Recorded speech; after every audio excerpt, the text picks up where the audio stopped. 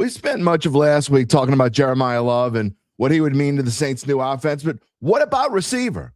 As far as the team's current depth chart, well, there's really Chris Olave, Juwan Johnson, and, well, I'm sure many of you are counting on Devon Vele, Trey Palmer, and Jalen Polk, but can you?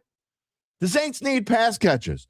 Where will they find them? Potentially both in free agency and the NFL draft? Well, let's ask WDSU-TV's Fletcher Mackel, who is still riding high. Oh, I mean real high. He's like above the clouds high after 3 weeks covering the Olympics in Milan. So we'll be sure to ask him his thoughts about the Pelicans too, right? It's the Dattitude podcast. It's happy, joy time, and it's up next. Ready to hear the straight scoop on local and national sports?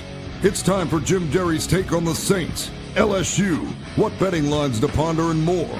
He's got opinions, he's got insight, and he's got Dattitude. And he'll always tell you the way it is, or at least the way he thinks it is.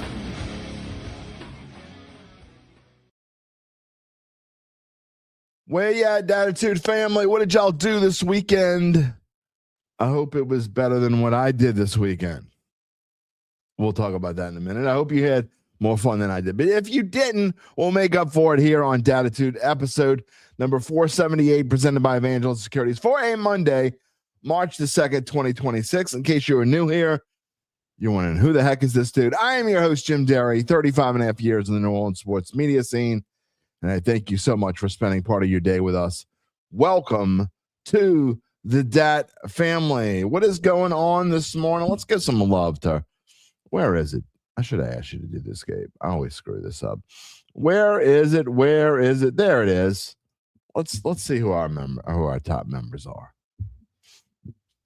All the Dat members, we'll show them on the crawl there. If you would like to help support this channel, we would appreciate it. First, just subscribe, then we'll go from there.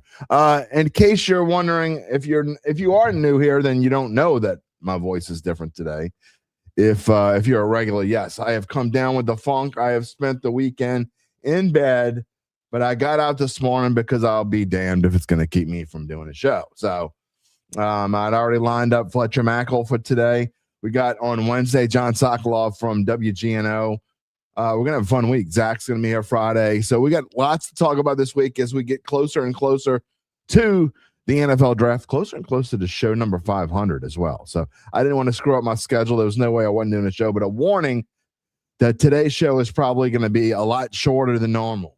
That's right, boys and girls. I know I always say that, but I mean it today. I'm shooting for 45 minutes. We'll see what happens. Fletcher coming on about 11:15. A few things I want to talk about first. Of course, LSU. This is my favorite moment of the weekend. Okay, so I can still look at my phone while I'm laying in bed. Okay, here it is. It's right next. Nobody goes anywhere without their phone, do they? I got some notes both on our members only Slack channel and text, and someone even sent me a message. They are all concerned right now. They are so concerned that the LSU Fighting Tigers can't hit the baseball. Well, last week they couldn't pitch the baseball. This week they can't hit the baseball. So I think they should just cancel the season, right? Okay, what do you think? Should they just cancel the season? They're terrible. I mean, they're 11-1. They're just not good. I mean, Dartmouth and Northeastern, they beat Dartmouth 5-2 and 3-0, and beat Northeastern 3-1. They play them again tonight. They're just terrible. They're allowed 3. I get it. Dartmouth and Northeastern. They gave up 3 runs. Remember the pitching stunk after the McNeese State and everybody game, people going nuts? I mean, they were hitting fine. Now they're not hitting. It's time to end the season. I'm just saying. Come on, peeps. Y'all know who you are. Chill. It's March. It's March yesterday, March the 1st. Yesterday was the first game in March. If they're still playing this kind of, first of all, if they're playing this lousy in May, then they're not going to have to worry about canceling the season. They'll cancel it for themselves. It'll end early. It won't last into June. They're 11-1. They'll be fine. Let's see how it goes over the course of the next week and a half for sure. They play, again, Northeastern tonight, finish off that 4-game series, the back and forth. Then they play on Wednesday. If they lose this game, if they lose on Wednesday, you know I'm going to hear a bunch of crap on Friday, right? They're playing ooh la la, baby. Ooh la la on Wednesday. Then they have a weekend series with Sac State before it gets real. Next week, I think they play Creighton during the week and then Vanderbilt. And they get the SEC underway, and Vanderbilt's pretty good. So they're gonna learn a lot about what's going on. They'll learn a lot about themselves over the course of the next couple of weeks before they get in the SEC play. Now, if they're still playing terrible, then go ahead. Give me crap. Tell me how wrong I was. But I'm not concerned because I really like this team. I don't know that the pitching. I don't think the pitching is good as last year. It's pretty good though. Overall, from top to bottom, depth wise, it may be. We'll see. I mean, there's no stud. There's no Cade Anderson in there. Of course, there's no Paul Skeens. No one has a Paul Skeens. But I think the hitting is good enough. I think they're going to be really good again. We'll see. So I like what I've seen so far. And I got to be honest, I've been into it more this year early on. And usually I don't get into it until maybe end of March, early April is when I start really paying attention. But I've been into it since the beginning. Maybe Gabe's got me fired up about Lynn Rollins. I don't know what it is. Anyway, but I am excited about LSU baseball. Before we move on, again, Fletcher's coming on early. We're gonna have a guest. So sorry about Mono Monday. We're gonna cut that short. I'll show some comments before he comes on. But lastly, before we get to the rest, two things actually. Real quick, I wanted to give a shout out, and I never got his name, and I meant to say this last week, but met one of the Dattitude regulars on the route. He found me with Marty Gaudet, Stewart. If you're out there listening, Stewart, it was very nice to meet you.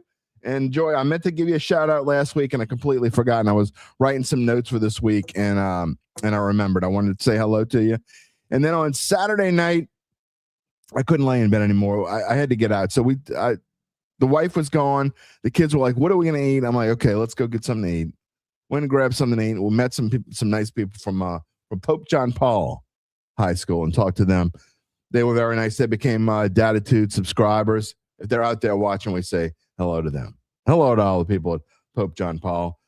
And then lastly, what about the LSU women? They finished the regular season on a 4-game win streak, beat Mississippi State 72-63. Did not play that well yesterday. They were down early. They were a little sluggish, but they finished, again, four in a row. They are the 4th seed in the SEC tournament. Here you go.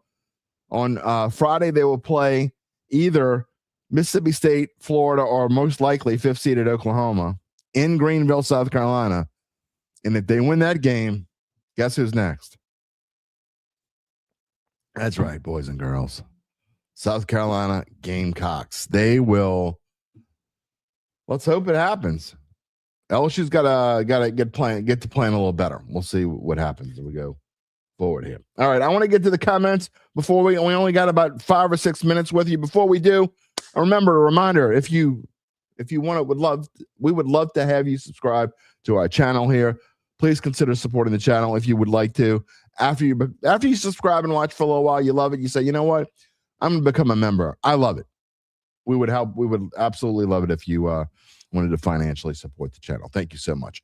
Also, you can find me if you watch or afterwards or listen to the podcast. You got something to say like a lot of people do. You can find me on X at Jim Derry Jr. or email me, jim@jimderry.com. All right. Before we get to the rest of the show, you know what we do here. Let me tell you about our friends at Evangeline Securities. Of course, they are a company that can help you decide if it's the right time to sell your family-run or privately held business. And just as importantly, they can figure out what that business is worth. If that's you, if it's someone you know, someone you love, someone you say, they just need my help. I'm going to tell them to reach out to Evangeline's founding partner, Nick Braden. He will start by scheduling a complimentary valuation from his office, either on Pointer Street or in Lafayette. And from there, you'll be well informed and begin to make the decision on if you want to proceed. What happens after that? We'll fill you in more after Fletcher leaves us. In the meantime, you can check them out at www.evangelinesecurities.com. You can also check out my friend, you know him by now, but we're gonna check him out anyway. Joe DiStefano. If you own a small business of fewer than 20 employees, you know how tough it is to get the best rates on health insurance. That's why you want to call Joe DiStefano Insurance. Joe and I have known each other for almost 40 years. I can tell you that he's someone that I trust. Look, health Health insurance shouldn't be one size fits all, and with Joe DiStefano, you get access to PPO networks and flexible plans designed to fit you, not just a cookie cutter mold. Joe's licensed, he's local, but he can help you no matter where you live and operate.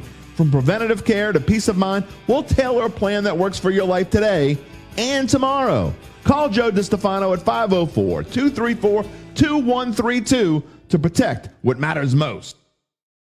All right, let's get on with the show. Before we get to Fletcher, I want to show a couple of your comments here. Good morning, S. Callie. Who dat? Go Lady Tigers. That's right. Lady Tigers, again, finished the season on a 4-game winning streak. I think they were 25-4. I think that's what they are right now as they enter the SEC tournament. A-Town, good morning. You're back after a much-needed vacation. Well, glad you got one. I'm glad you're back. Who stood at the NFL Combine? I got to be honest, I didn't watch a whole lot of it. My son did. My son was all over the Combine. I can't get into it that much. What I'll probably end up doing is I spend a lot of time over the weekend and kind of going into next week, I will as well, going through PFF and looking at some of their grades, seeing what they had to say. I haven't done it yet, though. I've been in bed, like I said, all weekend. Lance, what's going on? And I know, in regards to Friday's show, talking about our friend Derek Carr, we were upset that you weren't here to be able to show you the little expletive mean faces. Yeah, that's right. We knew you would love it. I knew you'd get to it eventually. Cecil, good morning. You haven't been able to tune in for a while, but you're still here. Sure, bro. We're glad you're here. We knew you would come back. You don't leave. They don't leave for long. Sometimes they leave for a week or two. They come back. Jody Alexander's always here. Good morning. Happy March. Sean, we were talking about that this morning. David Montgomery going to the Texans it ended up being a 4th round and a 7th round pick, I think. Sean, the original report was a 5th round pick. But Gabe, that's a fantastic deal for the Texans. Absolutely. I don't know. How old is, maybe you can find out. How old is David Montgomery? Gabe, find that out for me. Type that in the chat for him when you get a chance. Oh, he's 29? All right, that was quick. Okay, well, I'm not going to say it. It's a good deal. It's a good deal. And look, he didn't have a ton of tread on his tires from last year. I like the deal. 28. Okay. Well, this is probably his last stop. Maybe. We'll see what happens. What else we got here this morning? Jerry's here. Good morning. UBN, I may run like Maze, but I sound like shit. I do because thank you, Escali. It's been I'm telling you, it's a rough weekend. So we asked Fletcher to come on a little bit early this morning. We are going to have, I'm telling you, we haven't had a show under an hour in like 2 years. It's going to happen today. It's going to happen. Charles Mangus, good morning. 47 points off the bench. We're going to talk about the Pels later on. You're the only look. I don't know. Maybe Fletcher's fired up about the Pels. We'll find out. You and maybe like 3 other people. We are going to talk about them today. I promise. Brian says pass catcher a need for sure. If Taylor is gone, Mansour Delane needs to be no. I know a bunch of people want Mansour Delane at 8, but absolutely not. That's just if they pick I'm telling you, if the Saints pick a defensive player, stop what you're doing. We're going to have a live show here. Stop what you're doing if the Saints pick a defensive player, if you're not already here, and come watch my reaction. I'm just saying. They can't afford to pick a defensive player. They need too much offense. A-Town, one word for me, Robitussin. That's right. Rock's here. Good morning, Rocky. All right, trying to run through real here. Lance, thank you for the super chat. We appreciate it. He's got a rant real quick, and I'm going to get back to some comments. So I'm sorry if I missed you, but we got to get Fletcher on here. He's got a rant real quick. Spot Track has David Edwards, 28 years old, projected 3 years, 60 million, 0 Pro Bowls. That's not true. No way. Man, you love talking about you some Linderbaum. 4 years, 7. Lance, I love you, man. But they're not doing that. They're not moving McCoy to guard. You got one of the best centers in football. Eric McCoy is one of the best centers in football. I love you, man. I really appreciate you. But they're not moving Eric McCoy to guard. It ain't happening. You've got one of the, again, he's probably a top 8 center. He's been hurt for 2 years. Great. He's been hurt for 2 years. I understand it. Not happening. Stephen wants Spain. I'm telling you, you're going to want to come on to this show and watch me live. Fletcher, you too. I'm telling you right now, if the Saints draft a defensive player with the 8th pick of the draft, you're going to want to watch me live because it's going to be fun. I'm just saying. How are you this morning, my friend? I'm good. Are you well rested? Yeah, I'm kind of finally back. Yesterday was kind of the first day I felt normal. Just for your audience, I was in Milan covering the Winter Olympics for 25 days because we get there early, a week early, and it's 17 days. So I got there probably over a week out. So my body had adjusted to Milanese time, which was 7 hours ahead of Central Time. So when I got back, I'm like going to bed at like 8 o'clock. Because it's like 3 a.m. on my body, and I'm waking up at like 5 in the morning. So finally, I feel like I have readjusted, and I am back and like eating New Orleans food and feel like okay, I've been reacclimated. Well, we have to ask you about it. And I don't know if you saw our title slot or not, but we had the picture of you in Milan, and there were several pictures to choose from, but I stole that one. I hope you know. Sure, that's a good one. I like that one. The city Milan was amazing. I mean, I had an opportunity to go to Paris for the Summer Olympics. Milan is amazing. I mean, I don't know who I'm going to be indebted to for life at my company for giving me these professional opportunities, but I am. And I have to say, the food, the people, the Italian people, amazing. I wanted to like hug every waiter after dinner because I've never been around so many people that are just filled with joy and happy and love their life and their lifestyle. It was pretty amazing for 3+ weeks.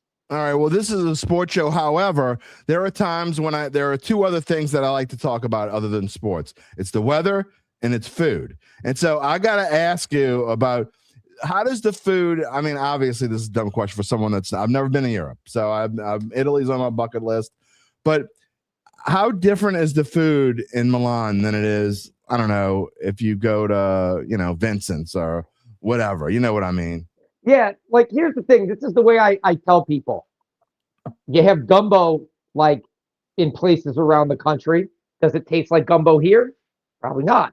So, like every pizza I had, I felt like, this is the best margarita pizza I've ever had. Right. Every pasta dish I had, I thought, oh my God, this is the best pasta I've ever tasted. Like risotto Milanese, I got a lot of and drank a lot of Chianti. And I thought, oh my God, this is the best Chianti I've ever had. So whether it was the placebo effect or it just really is authentic at all the great restaurants there, I think it's probably a little combination of both. But yes, northern Italian cuisine is definitely different than southern Italian cuisine. Of course it is. Yeah. We have a lot of Sicilians here in New Orleans. You think of like the tomatoes and the citrus and the red sauces.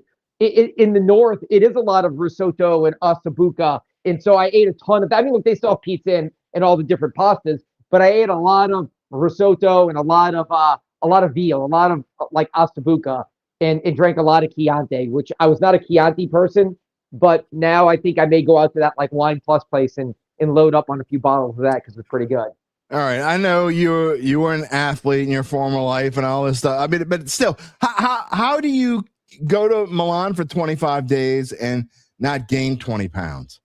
I'll say this. It's probably working 15 to 18 hours a day. And also, too, there were no cars for the media. Like, maybe for like Mike Tirico or somebody like that. Right. But for the most part, Milan functions a lot like New York City. So we were staying what would be like the Times Square. But if you got to go to Yankee Stadium, you take the metro and you walk. So I was walking.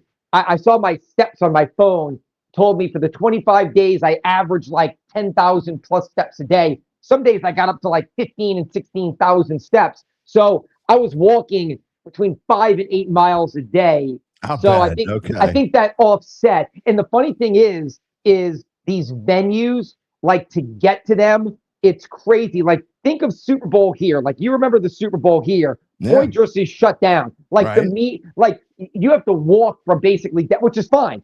New Orleans is a walkable city. The Olympics are very similar. Getting into these venues, you park or you get off the metro and you walk a mile and a half to the media entrance. So a lot of walking offset the pasta, the pizza, the wine, the carbs, and all that stuff. What was your favorite part of the I, of the? Yeah, I covered, well, one, just being in Milan, like just walking to work every day, you're looking at this history and this culture. So every day I would get off the metro and be at that Duomo, that Cathedral of Milan. And it's just like, man, oh man, this is a pretty good gig. But look, I covered the women's hockey. So it was predetermined who's going to do what. So I was not, people keep asking me, was I at the men's hockey game? I was not. I covered the closing ceremonies that same night.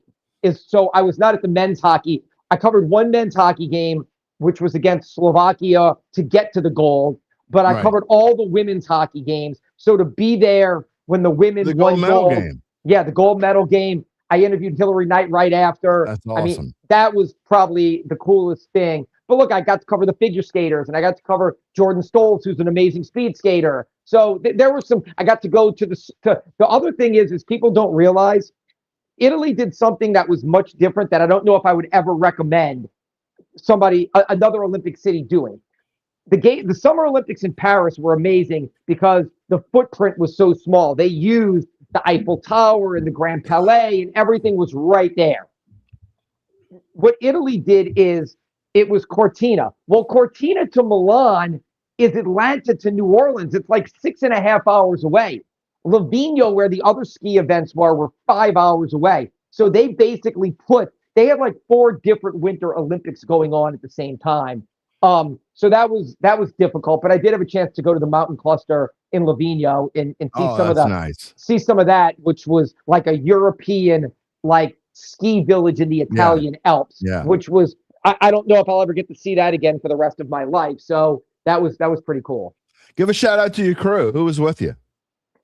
Nobody from New Orleans. Okay. Yeah. So our company picks people throughout our company, but not that she's going to be watching, but there's a woman from Cincinnati. She's a big Joe Burrow person, and she's kind of like our lead, like our point person. Her name's Stephanie Bruner. But I worked with a lot of people from a lot of different places and all over the country, which is amazing because you get to meet people from New York and Miami and DC and Chicago and San Francisco and all these Austin, Texas, and all these new friends that I have because we're kind of all in it together. Look, y'all did a great job. I don't know how 25 days a long time to be away from home, and even as great as something like that is to be over there and to go. It's like, Super Bowl week is great. I mean, and we do our thing, and you go to Radio Row and you spend 5 days. I can't imagine like 25 days of just nonstop covering stuff and doing, it's crazy. Yeah, you hit the nail on the head. It was 23 because it's 25 total because it was 1 day travel there, 1 day travel back. So, and the thing is, and that's what I tell people, like it was fun and getting to go to Paris and Milan were amazing. But they kind of tell you is, hey, look, this is not a vacation. Don't ask when your off days are. Don't ask when you get off. Like you're here to cover the Olympics. You're going to get to go to all the cool stuff. Like in Paris, I covered the gold medal basketball game, Team USA versus France. Curry, Wembanyama, Durant, LeBron, like in Paris. Like that's a once in a lifetime thing for my colleagues that got to go to the hockey for the men, like first time in 46 years. Covering the women's hockey was historic. So, but they tell you, so you kind of have to like mentally prepare that I'm working for 23 straight days, and there's going to be like every day is going to be like, if it's a 10-hour day, it's like, let's go to dinner. We got off early. Right. Yeah. Did you eat anything? Last question about Milan, but did you eat anything but Italian food, or did you just eat it?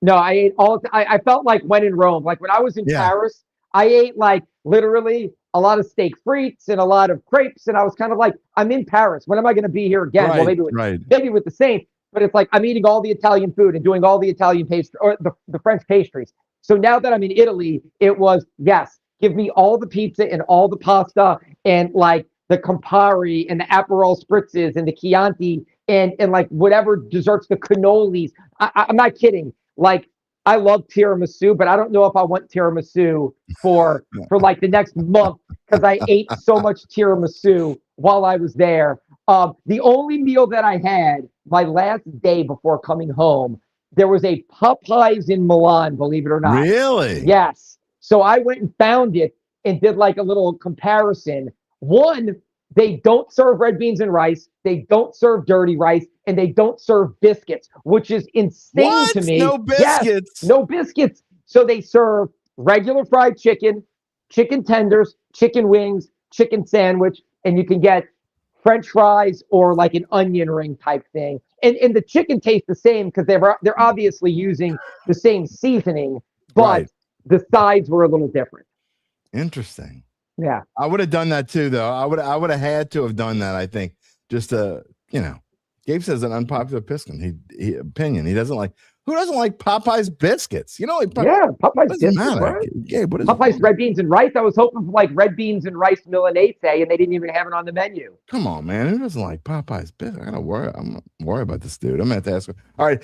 We're gonna move into Saints here. I got a couple questions for you, but as we do, I want to show a couple comments because they kind of segue into what we're doing here. My friend Shane says running back only if Love is available, and if Tate gets slipped to you, then you look at other options. Anything but defense. He still has nightmares of Davenport and Turner. He's not the only one. Logan Graffia says a lot of mocks this morning. He have Love going to the Saints. Saints haven't had a 1,000-yard rusher since Mark Ingram in either 16 or 17. His question is this: why are people still wanting the Saints to draft defense? I'll stop the comments there for a second because I want to get your opinion on this. And, often when you come on the show, and I love it. I love when people have different opinions than I do. But I don't know what your opinion is on this, Fletcher. Do you think Saints should just go draft-wise, best player available, or should they be focusing on offense, or do you think they should focus on defense? What are your thoughts right now? We're still, 7 weeks away from draft, but it's getting closer. What are your thoughts right now? Yeah, I think they need playmakers. I mean, I'm not going to lie. And I was listening in the waiting room as you were talking. I think it needs to be offense. Look, I'm not going to go nuts. I know you said that you'll be like on a rampage if they draft defense. If the board falls, like let's just say Harbaugh wants an offensive player in New York and Cleveland wants an offensive player since they hired, an offensive coordinator is their head coach. If the board starts falling in Tennessee, who people think they need defense, but maybe they get another playmaker for Cam Ward. Like if the board starts falling I don't think Jeremiah Love's getting 8. I'll talk about that in a second. That's my guy. But after this weekend, I have no idea how he could possibly get to 8. But that being said, if the board fell where the top offensive playmakers were gone and like David Bailey was there, or like Arvil Reese fell, a lot of people have him going 2 to the check. That would be different. That's what I mean. Like so that's where I'm not going to go nuts and pigeonhole myself into it can never be defense. Because like if a guy who maybe now look, I agree with you. Like Mansour Delane at 8 sounds crazy to me. You know what I mean? Insanely crazy. Yeah. But if David Bailey got there to 8, or if Arvil Reese got there to 8, like if Reuben Bain was there at 8, like maybe I say, hey, if some of the top offensive playmakers are gone, do I reach for wide receiver 2 or 3, or do I just take defensive end number 1, or pass rusher number 1 or linebacker number 1? So like that's where I could see it. But I do think you're right. And offense needs to be the focus. That the Saints ground game is atrocious. Like again, I think Alvin Kamara will probably play this year, but I don't know if he's ever going to be the Alvin Kamara of like 17 through 21. And I think those days are past. And so I think that you could certainly use more pass catchers. So again, I think that is the way to go. Let me say this though. I'm going to give you a crazy take. I actually think after this week that Kenyon Sadiq, the tight end out of Oregon, may be my guy at 8. Like if Jeremiah Love, and I think Jeremiah Love could go as high as 3 now to the Arizona Cardinals. Offensive coach, they're going to like reboot their team. Like Jeremiah Love at 3 seems pretty strong to me. Or to the Giants, like, look, I love Cam Scatterboop, But is he like some superstar? Like maybe not coming off a major knee injury. Like Jeremiah Love would make Jackson Dart's life a lot easier. Jeremiah Love would make Cam Ward's life a lot easier. And I love Tajay Spears.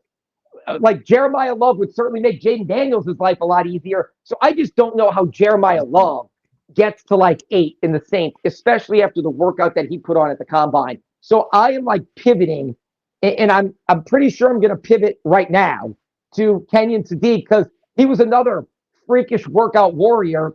At 240 pounds, he ran times that receivers run. Like, to me, he's a guy who could line up all over the place as a chess piece for Kellen Moore. So that's kind of where I am right now. Not that it really matters, but I'm trying to go right now to see where PFF has tight ends. Has Kenyon Sadiq ranked 28th. Not that means anything because they have some other interesting rankings up here. Wide receivers. Where do they have Love? They have, let's say right now where they have Love. They have Love at 4. So they moved him up. He wasn't that high before. Wow, he wasn't that high. You're right. I can't say you're wrong about, the potential of him moving higher. I just think that I think these teams that we're talking about have more important needs. I get where you're coming from. My biggest worry, honestly, is that the Chiefs are going to trade up and go ahead of the Saints. I could absolutely see that happening because they don't have any money cap-wise. They're in like Saints cap hell from a couple of years ago. They're in deep doo-doo, so they need a running back. They're going to lose Isaiah Pacheco.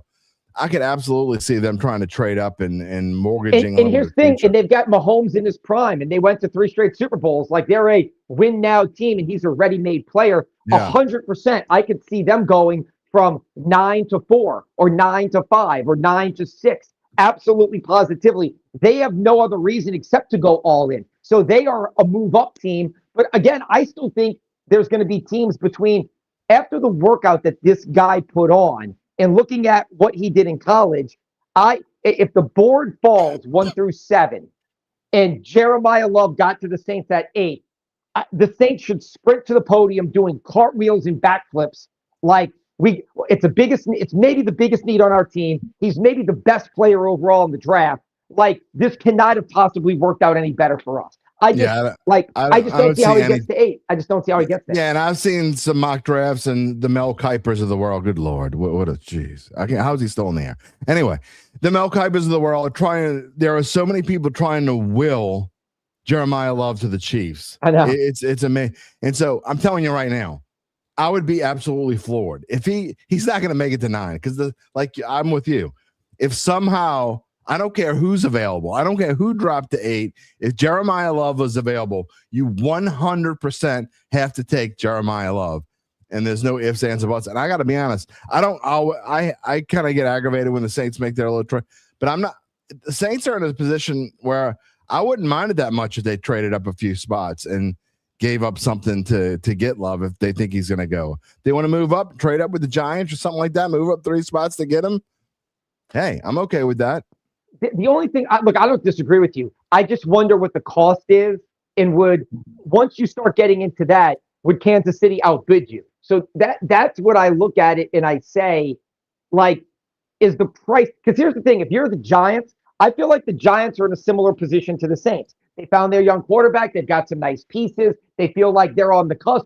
Why wouldn't they just take Jeremiah Love? Again, like that's like why wouldn't they just take him? And if they're gonna trade down. Like hold that position until Kansas City, who is a Super Bowl champion team, comes through and says, fine, we'll outbid everybody for you. So I just feel like the Saints moving up, the price would be probably ridiculously high. Yeah, I agree with you. Sean wants to know, you don't think Bain, his measurables don't concern you drafted him top 10? I mean, he's ranked 2nd by PFF. Again, I'm not putting it all into PFF, but look, Ruben Bain. I'm not saying, again, I don't want the Saints to draft defense, so I'm not advocating Ruben Bain, but Ruben Bain is going to be a fantastic player in the NFL, in my opinion. Well, this is how I look at it. We drafted measurables. Like Marcus Davenport's measurables were off the charts. Everybody said, if they can harness it, he's going to be the greatest defensive end ever. 6'7", 265, like athleticism. Same thing with Peyton Turner. off the charts, off the Right. charts. And they're both just horrific busts. So at some point, you need to have production. Like, you just need to. I understand. Like, Greg Williams said something years ago. He's like, this dude's mama and daddy gave him things I can't teach. Like, they gave him size and speed and strength. I understand that the measurables matter in football. Sean Payton always talked about that. This is a big man's game. Size, speed, all that matters. But like, at the end of the day, like, Ruben Bain is like a wrecker. Like, he's going to be a dude. Whether he's the best player in this draft, I don't know. But I think that anybody that thinks don't draft Ruben Bain, like, his arms are short. I think that's a little foolish. You call him a dinosaur? Come on, Fletch. Ryan O'Shea says that's such a high, and I've heard this. I completely disagree. That's such a high price to pay for a running back to trade up early in the first. So much draft capital for. You did not just say, Ryan, you're a regular here, so I'm not going to give you too much grief. But to say so much draft capital for just a running back, do you know how important a running back is, especially on this team? The Saints absolutely have to have a running back. And to go even further on what you said, and I've said this multiple times about Alvin Kamara, he's a 31-year-old running back who I'm not even 100% sure he's going to be on this team. I agree. There's a chance they could cut him. And here's the thing. And at a certain point, like, I get it, like the offensive line and the young quarterbacks, but at a certain point, the excuses just have to stop. I mean, like, we've got like Estime busting off 30-yard runs this year, and Kamara like didn't do anything like that. And that was a makeshift, brutal offensive line. That's what I always tell people. There was a lot of excuse making for Spencer Rattler last year. Oh, look at the offensive line. Oh, look what he was playing with. Oh, woe is me, this and that. Well, Spencer Rattler at the end, Tyler Shuck at the end of last season was playing with basically the same stuff. Like, receivers called up off the practice squad, offensive linemen that were street free agents, and they seemingly played better. So, like, I love Alvin Kamara, and he's a Saints Hall of Famer. He's the greatest running back, without question in franchise history. No offense to Dalton Hilliard and Mark Ingram and Deuce, but he's great. But I just don't know if, like, he's going to find one more great year in him, because, it hasn't been good the last 2 years. Pass blocking, when you get that old, rushing. Look, 31 is ancient as a running back. It just is. I mean, you got to face facts. And so, I mean, look, I love AK as much as anyone. Put him on the Mount Rushmore. I wouldn't, you could make an argument that he belongs in the Mount Rushmore of Saints players. You could make that argument. I don't necessarily think he's that high up, but he 31. He's going down. He's going down 2 years in a row now, and last year really went down when you look at the numbers and what his averages are. So, look, the Saints, they simply don't have, in my opinion, they don't have a running back. I mean, we can keep talking about Kendre Miller all you want, but he keeps getting hurt and he keeps proving that he can't do it. Do they have some potential backup? Sure. But, I mean, they don't have anyone. Audric Estime, he's not going to be anybody's feature running back. Right, like Devin Neal's a nice player, but I don't know if I'm ready to hand him the keys to the kingdom and say, 6th-round pick. Yeah, right, that's what I mean. So, and again, look, all these guys can have roles. Like, Mike Bell had a role here on the Super Bowl team. Like, that's how I look at Audric Estime or Devin Neal. Like, they are the Mike Bell on a really good team. You don't have, like, a Pierre Thomas or a Reggie Bush, though. Like, you just don't. So, to me, you better go find somebody kind of that mold that can take pressure off your young quarterback. Only if Mike Bell would have wore the right cleats. That's the only problem I have with my. He's still thinking about that. Let's talk a little bit about the wide receiver situation. That's kind of like what our title was for today. And look, the Saints wide receiver depth at this point is something along the lines of this: Chris Olave, Devon Vele. That's fine, but is he really a number 2? Trey Palmer, we don't even know what Trey Palmer is. They got in trade. Jalen Polk. I mean, Saints fans are all excited about Jalen Polk, but we haven't really seen him play, and he was a bust in New England. Is Bub Means going to come back? Dante Pettis is a special teams guy. Juwan Johnson, obviously tight end. You just gave him the money. To me, you have two guys that you absolutely can depend on: Chris Olave and Juwan Johnson. Although some people don't love Juwan Johnson. Devon Vele, I think, shows a lot of promise. He's a fine, maybe a number 3. There's no question the Saints either have to go get someone they can count on in free agency or in the draft, Fletcher, or both. What are your thoughts there? Yeah, I agree. I don't know if it has to be at 8, but maybe it is at 8. Like, I've been one of these people who think maybe they have more pressing needs than receiver at 8. I just feel like that. I think running back. I certainly think tight end, and I like Juwan Johnson, but I just feel like Olave emerged as a number 1. I think Vele is a 2-3. Certainly, if they go receiver, if it's the kid Tyson out of Arizona State or the receiver out of USC, I'm fine with that, I guess. But I don't look at receiver and say has to be the pick at 8. Like it just has to be. Like I just don't. I like Olave, especially once Shuck took over. I like Vele, and I'm intrigued by the guys you named. Like I'm intrigued by Polk.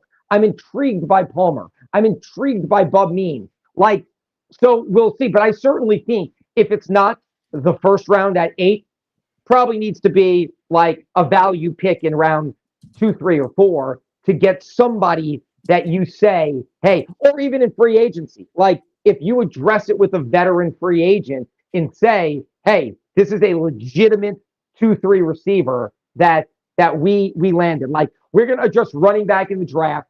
We don't value running back as highly in free agency. Like we're not making an overpay for the I can't think of his name in Seattle right now. I'm having a brain lapse here. No, Kenneth Walker. Running back. Kenneth Walker. Yeah, sorry. Kenneth Walker. Like we're not going to overpay him. So we're gonna address running back in rounds 1, 2, or 3, and we're gonna get a receiver in free agency. I think that's the way the Saints could go. I think they're gonna address the O-line in free agency, and I think they're gonna address receiver in free agency, and I think they could go like tight end, running back early in the draft. Also, just to kind of spitball here, I actually heard you talking when I was in the waiting room. I actually don't think it's the worst idea in the world if McCoy kicks to guard. And I love Eric McCoy. I think Eric McCoy's great. I agree with you. He's one of the 10 best centers in the league. But like, you had a pretty good player take over for him that you may lose in free agency to a starting position. So like, would it keep McCoy healthier if he kicked to guard? I don't know. Maybe there's more responsibility or less responsibility. But the one thing about Eric McCoy is he's missed a lot of time the last few years with injury, and the interior of the offensive line needs work.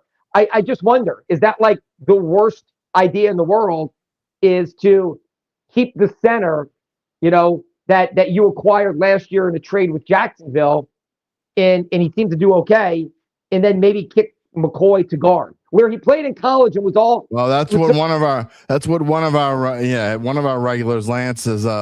That's what he wants Eric McCoy to go to guard and go after a Linderbaum or something along those lines. But I just don't see them moving to him. I mean, I know it probably cuts down on the chances he gets injured or whatever, but I just don't see you move a stud. No, I agree. Look, I think he's a top 10 center. And I'm not even saying go chase another center. I'm saying that maybe you have your center on the team in Fortner that like he may hit free agency and get an opportunity to go start someplace else. So instead of losing him, maybe you say, let's keep him and let's kick Eric to guard. And that kind of settles our offensive line. And we enter the season settled and ready to go, like with what we're going to do.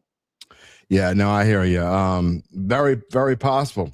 And look, I think it's going to be an interesting scenario going down. And we're going to be spending a lot of time over the course of the next 7 weeks talking about the wide receiver situation, talking about the offense situation in general, and seeing what the Saints do. There's a lot of questions. And there was a comment I kind of wanted to go back to. If I could, shouldn't do this on live TV. Here it is. Ryan says, if Love isn't there at 8, solid chance they go defense. Get ready for my rant. I completely disagree. Yeah, I don't think. I just don't think. I think you've got an offensive-minded head coach. They're going to give him every chance to get the weapons that he wants. He's going to have major input on who this team drafts. And look, I know Peyton drafted defensive guys at times, but I think early here, when you're talking about, I think they're going to go offense one way or the other. I mean, yes. Don't get me wrong. Like you said before, there are a couple guys that if they slip, then you do what you got to do. But I just don't see with this coach. I can't imagine they're gonna go. Here's the thing: the Saints need playmakers, like they just do. Like for their young quarterback, like they cannot count on Alvin being Alvin anymore. Like Olave had a nice finish to the season, but you need playmakers. You just do. They don't have that many. Right. So to me, absolutely positively get a playmaker. I'm not going to pigeonhole myself like we started talking about, because if the big run is on offense, then maybe take the best defensive player. Because look, the 2017 draft, they traded Brandon Cooks at the combine, and Sean Payton said, we got to help our defense. We got to get better on defense.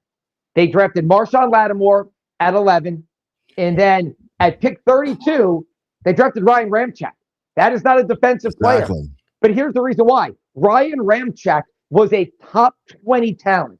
Everybody said this guy is top 20. How we got to 32 is an absolute fluke. We have to take it. So, like, at 8, if the best defensive player, if Arvil Reese gets to 8, you take Arvil Reese. You know, right. Like if Ruben Bain gets to 8, I just think you take Ruben Bain. But again, I certainly think they're going into this draft. Like, call me crazy, and I feel like I'm sitting in the war room. Certainly, I think they have decided we're absolutely, positively, we're getting a playmaker. Like, we're getting multiple playmakers. Like, it's going to be Jeremiah Love if he's there, and if it's not, it's going to be a receiver or a tight end. And then guess what? In round 2, we'll go get that kid Washington out of Arkansas, the running back, who had a great combine workout. You know, or we'll go get Brazel, the wide receiver out of Tennessee, who started his career at Tulane. Like, we need playmakers. I think that is the drum they are banging right now on Airline Drive. Yeah, I think they're going to bang that drum too. I think it's going to happen. All right, Fletch, before I want to spend like 3 minutes talking about the Pelicans. I know you're one of the few reporters around who still talk about it a lot. Okay, you and Fox 8 talk about the Pels a lot. But look, I want to get your take, though, on the overall state of the Saints. And, you know, you've been on the show multiple times before. Just go back to where we were a year ago and talking about what was coming up, and there wasn't a whole lot of positivity, right? If you could transport yourself back to March the 2nd, 2025, and come back to March 22nd, 2026, the feeling is completely different about this team today than it was just a year ago. And for a reason. I mean, it's not just Tyler Shuck, although having your quarterback or seeming to have your quarterback certainly helps, but just how you personally feel about this team and where they're going as compared to a year ago. Wait, the Saints or the Pelicans? The Saints. Sorry, we're going to get to the Pelicans. Pels. I feel good about the Saints. Look, I'll say this. I don't like the messaging, because I don't think the Saints wanted to go into a rebuild. Like, I think Mickey Loomis is diametrically opposed to it. Like, so their messaging to me was poor, because they should have said, we're playing young guys. It's going to be a rebuild. We may take some lumps, but we're going to get there, and we're going to find the right guys. I actually thought Tyler Shuck should have started the season. I've been very consistent with that was Kellen's guy. He's the future. You drafted him that high. Just throw him out there and let's go. And maybe they'd have made the playoffs. I'm just saying. But I feel like their messaging was they were trying to thread the needle. We got veterans. We need to keep them engaged. We need to keep them on board. We need to have them show the young guys how to do this. We can't just admit to a rebuild. But then when they were like 1-6, they admitted to a rebuild. And then we saw development. So I feel much better now that it looks like, and again, look, is Tyler Shuck going to be great? We hope he is, but we still don't know. You're right. There's a lot of positivity about they have their quarterback. They have their coach who the players are bought in on. They have some young guys that look like foundation pillars.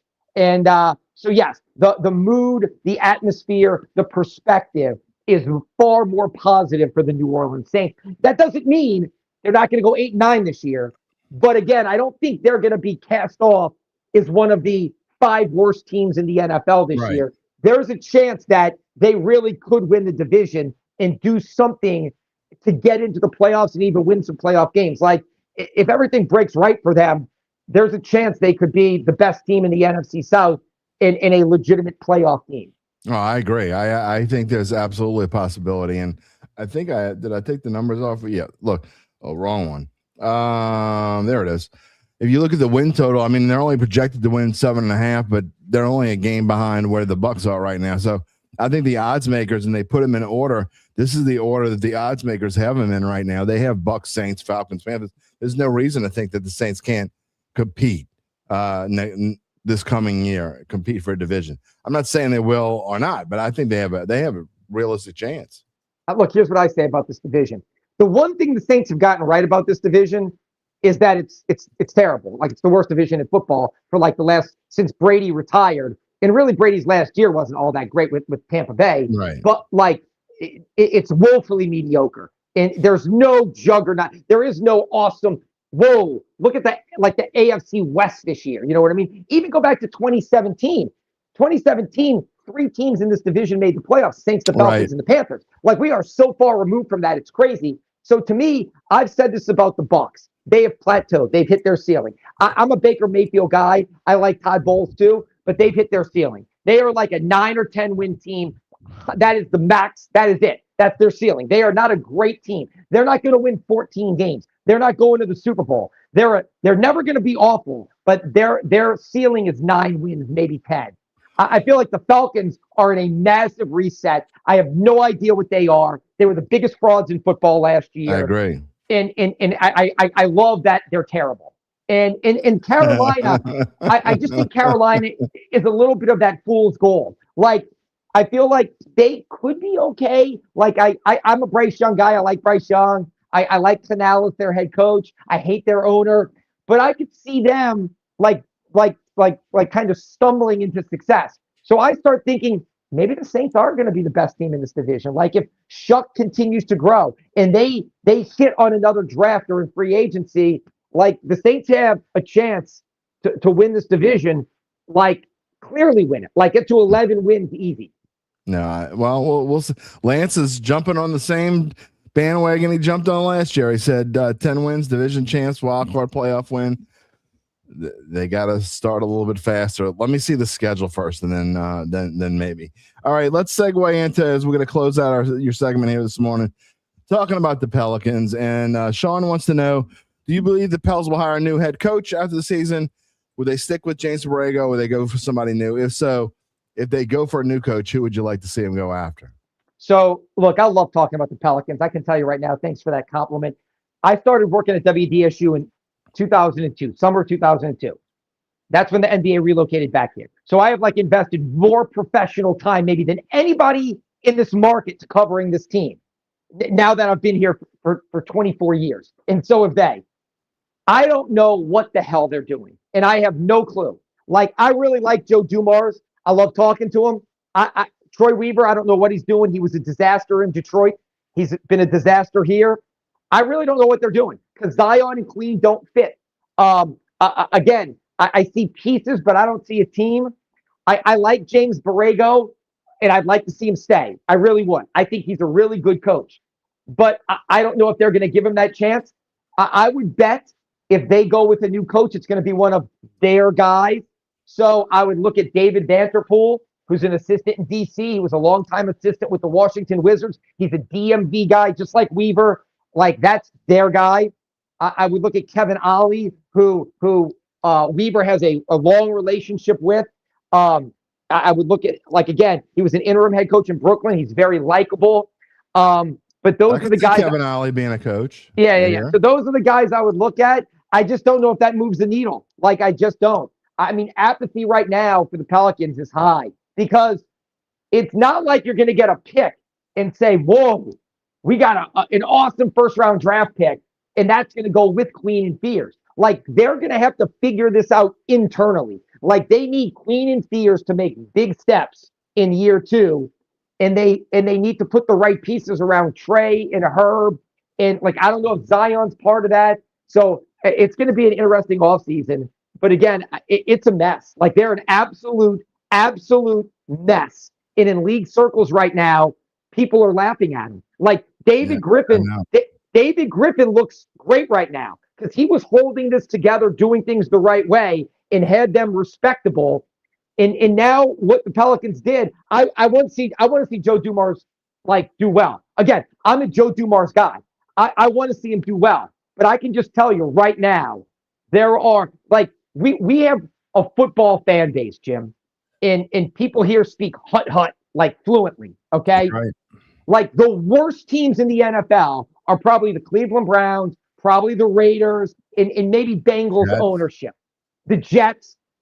That's what the Pelicans are right now. That's the perception of the Pelicans right now. They are looked at in league circles is they are a mess, and it's going to take a lot of cleaning up. So I don't think they will get top tier coaches to come here.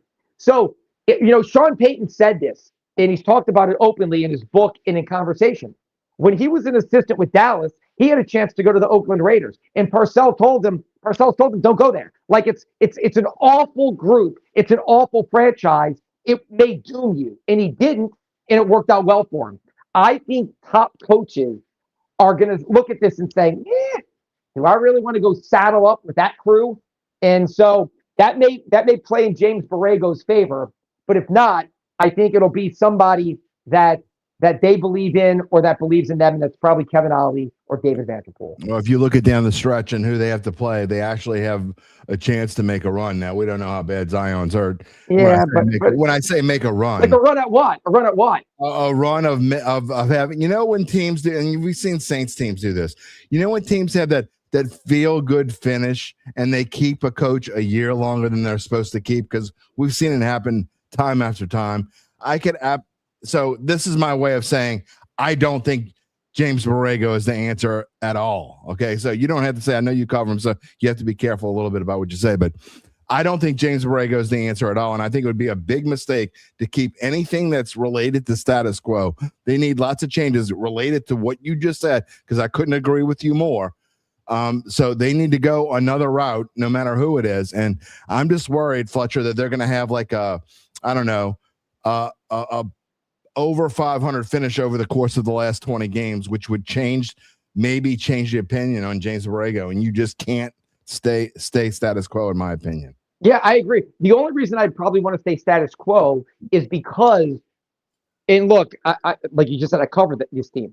I like James Borrego. I think he's a good coach. I don't know about Troy Weaver as an executive. He was a disaster in Detroit. I don't know if I want him picking the next coach. So that's why if they win some games that are like meaningless games against tanking teams, like finish strong, like if my choices are Kevin Ollie, David Vanderpool, and this is the same decision making that brought Jordan Poole here, and the same decision making that traded an unprotected first round draft pick, then just keep James Borrego. Don't continue to turn one error into two. But like I said, we're going to see, because I agree with you. I think massive changes are coming. I think there'll be some significant trades, and I certainly think there'll be more moves in the front office and certainly on the coaching staff. And lastly, before I let you go, Mitch has a great question here, and it's something we've been talking about. Is this the year they finally trade Zion? I mean, he's not someone that you can count on. Again, look, he's in the best shape he's ever been, but here he is. He tweaks an ankle. I mean, in the grand scheme of things, that's not that big of a deal, but it just goes to show it's always something. Missed the game last night. Is this the year that they finally trade Zion Williamson? I think it has to be. And I've heard rumblings and grumblings that maybe they extend him, that he's bought in, Joe likes him. But here's the thing. He's not a difference maker. He's a good player, but he's not some generational difference maker. He's had a good year, and they still lose a lot of games. My biggest concern is his fit with Derek Queen is awful. They play no defense. They don't rebound.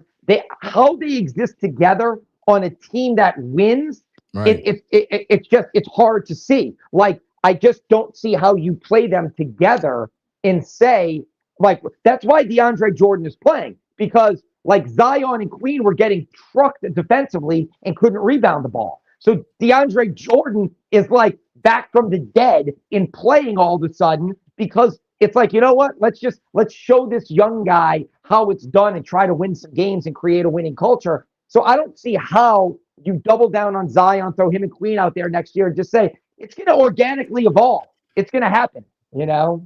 Fletcher, only if you had like this lottery pick next year. Oh, wait, they gave it away. I forgot that's a whole different story. Look, I appreciate you coming on, just coming back from Milan and getting that jet lag out of your system. And are you back? I'm assuming you're not going to eat Italian food for a little bit, even though it was great. Yeah, I'm gonna I love, like you mentioned, Vincent and Venetia's and Tana and all these great. I haven't been there in a while. Yeah. So so there's a lot of great Italian restaurants in our city. I'm sorry, really If I didn't name more of them, I apologize. I'm married to a Sicilian, so Okay. you know. So that's what I mean. So yeah, but I'm going to give it a rest. I ate a lot of Italian food.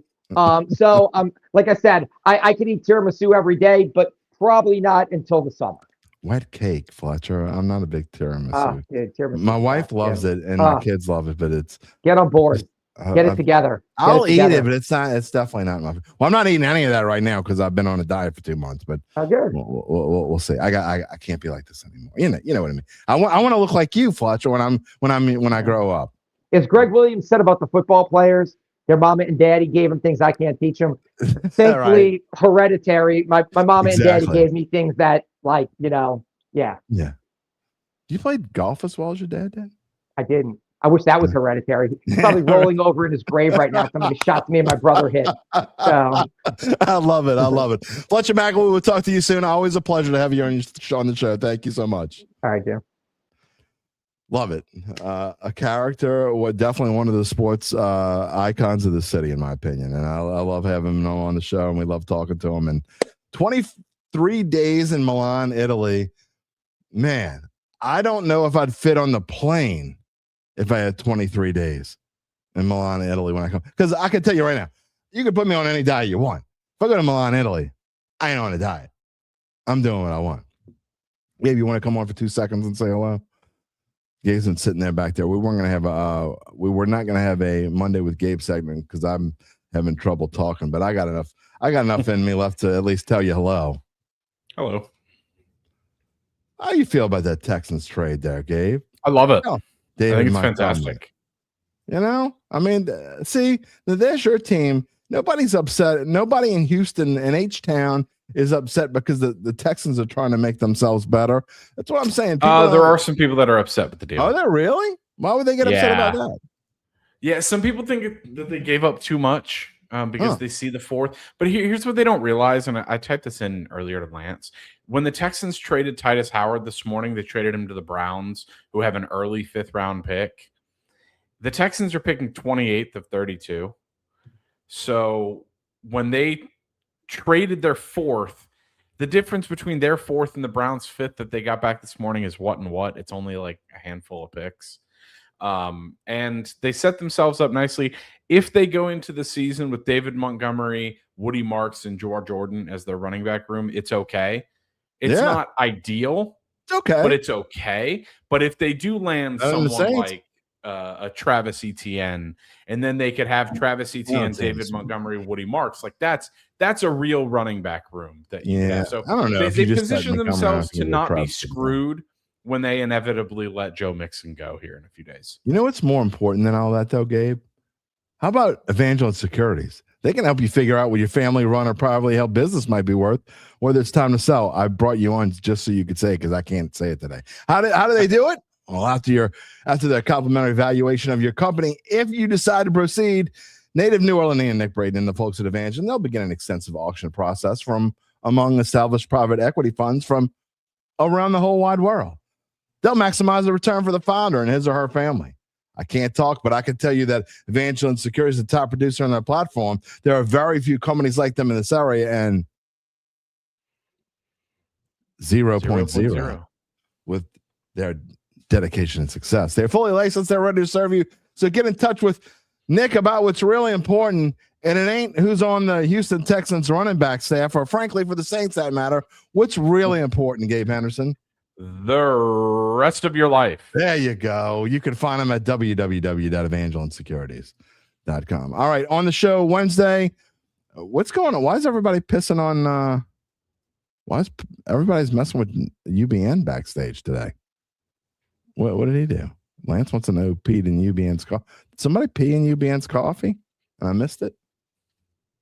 Is he being pissy back there? I'm going to go back through some of the comments. What's the matter with UBN? Trying to stir up crap again, isn't he? You know. All right. On the show coming up on Wednesday, we will have a first timer. We don't get a lot of first timers anymore. Got a first timer on Wednesday. John Sokoloff is here.